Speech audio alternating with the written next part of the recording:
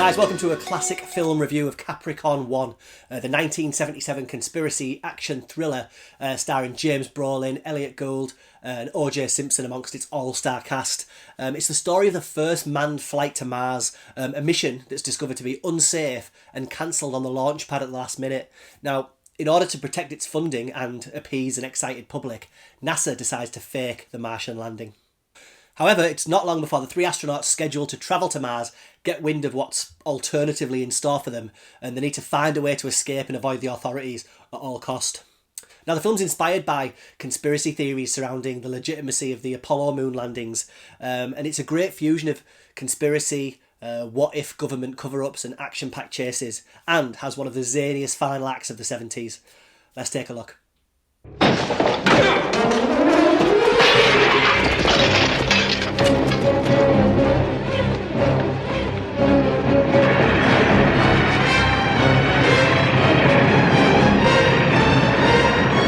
So 1977's Capricorn One, directed by Peter Hyams, is the story of a mission to Mars which is faked. The three astronauts involved blackmailed into acting out the landing on a state-of-the-art film set to convince the world of NASA's latest achievement.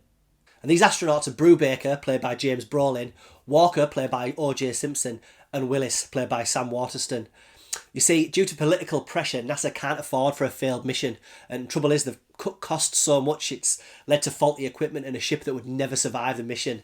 However, our astronaut trio soon realise the bigwigs will need to kill them to keep the whole thing under wraps, so they escape and end up in a race against time across the desert.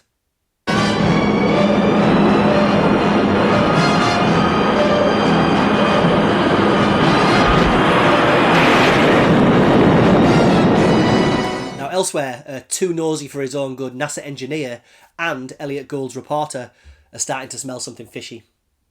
Now, the first half of Capricorn One is a conspiracy thriller, and a really good one too, setting up the story and showing the astronauts as being unwilling participants in the lie. They're equal parts disappointed with not travelling to the Red Planet and suspicious of what will become of them and the sensitive information they now know.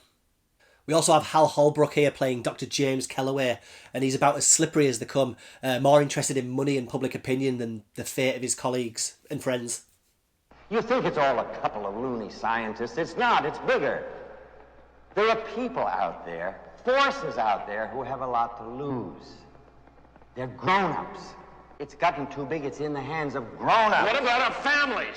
Now, it's no secret that I love any film with shady government agents and escape attempts from secret facilities, and Capricorn One doesn't disappoint on that front. It's a great setup, and I enjoy seeing it cut back and forth to Elliott Gould and unfortunately underwritten and superfluous to the plot Karen Black as Gould tries to piece together a story from snippets of information. The whole thing would make a good thriller plot by itself. Every time Gould gets too close to the truth, his life gets threatened. Freeze! I'm not moving an inch. Robert Caulfield? Yeah, who the hell are you? Federal agents. We have a warrant to search your apartment. You have a warrant? What for? However, as interesting as all this is, it's really just a mechanism to set up the second half of the film where our three astronauts have stolen a plane and have to land in the desert and go out on foot, all the while evading capture from a pair of ominous helicopters. And watching the trio here wander about the desert in different directions is great. You can really feel that sun beating down on them, and it reminded me of Charlton Heston and his friends wandering around the Planet of the Apes about 10 years earlier.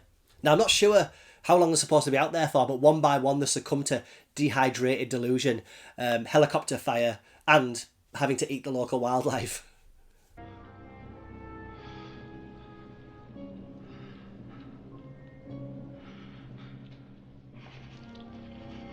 Now, the cast's an impressive one.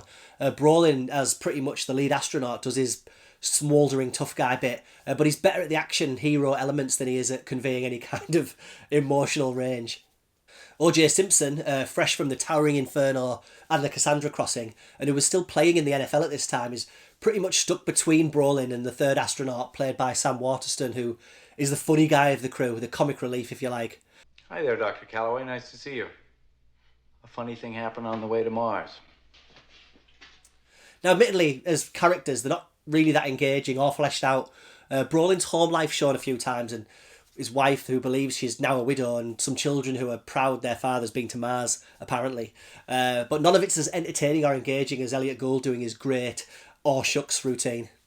When a reporter tells his assignment editor that he thinks he may be onto something that could be really big, the assignment editor's supposed to say, "You got 48 hours, kids, and you better come up with something good, or it's going to be your neck." That's what he's supposed to say. I saw it in a movie. Get your ass on that plane. Now, Elliott Gould does eventually get to go on a rescue mission of sorts, and he does so with Capricorn One's secret weapon. You see, there's a point in this movie when shady governments, NASA politics, and the supposed heartbreak of sacrificed astronauts are just dispensed with, and the plot detonates a late-in-the-day appearance by Telly Savalas. I'd like to hire your plane. That'd be $100. You said you charged $25. $25 to dust a field, but you ain't got no field because you ain't no farmer, which means you ain't poor, and I think you're a pervert. Okay, 100. 125. What? Now, I did a review a while back for a film called The Horror Express. It was a good while ago. It's a bonkers defrosted monster on a train movie with Peter Cushing and Christopher Lee. It's great, but 3/4 of the way through, the movie moves into another level when Telly Savalas is dropped into the plot. And this film reminds me of something like that. By the time Gould and Savalas are flying around the desert in a crop dusting plane with James Brolin holding onto the wing, we're definitely not in Kansas anymore. We are actually giving Tom Cruise a run for his money. It's brilliantly bonkers.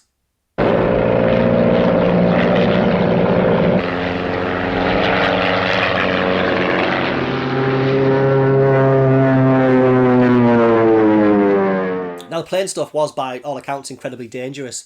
I mean, it looks it.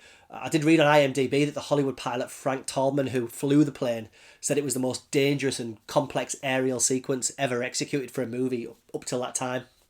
Now, Capricorn One's a great film, but is it perfect? No. The tone of the film is all over the place, and it often feels like a few movies kind of glued together.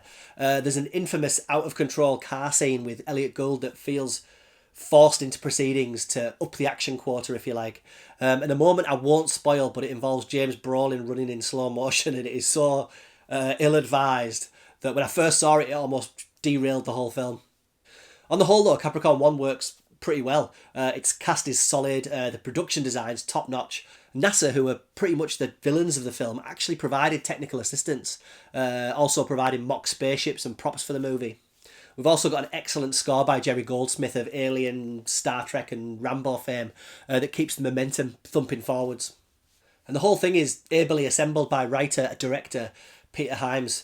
Hyams had made a couple of comedies, I think, before this, and this was his first exploration of the action thriller genre. He'd of course go on to make sci-fi western, Outland, 2010, the year we made Contact, and a few Jean-Claude Van Damme movies, Time Corp, Sudden Death, etc. Now, this is yet another 70s thriller that's been threatened to be remade, as we've still yet to put men on Mars, or the moon if you really love conspiracies. Then there's still an element of mystery around the whole thing, and with a modern mixture of media and fake news, it could be quite interesting. But you'll never replace Telly Savalas. Go check it out. Well, I get a third. What? We find them, I get a third of the loot. Now keep your goddamn head down.